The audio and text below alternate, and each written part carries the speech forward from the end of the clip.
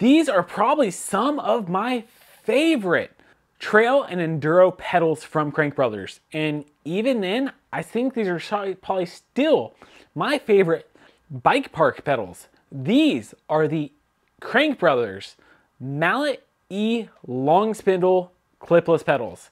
So these are the long spindle, so they actually come out a little bit further than a standard pedal. So these were actually not cheap. These are about 180 US dollars. And that's a lot for pedals, but these are also damn near full metal. There's only a bit of plastic for the grip pads here, and they have a 5-year warranty, which in itself is something you don't see a lot of. I've actually put these pedals through quite a bit of paces.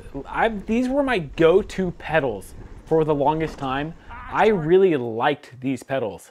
So these pedals in particular actually are not super light. These for a pair come in at 424 grams, and that's a lot if you compare it to, say, the egg beaters or the candies, which are about 290 for a pair. So one of the reasons I do like these pedals is the way that the platform is designed. So as you can see, they are actually a little bit concave here.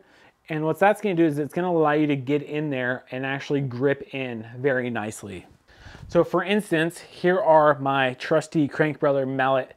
As you can see, it actually gets in there, grips up really nicely. There's not a ton of wobble left or right.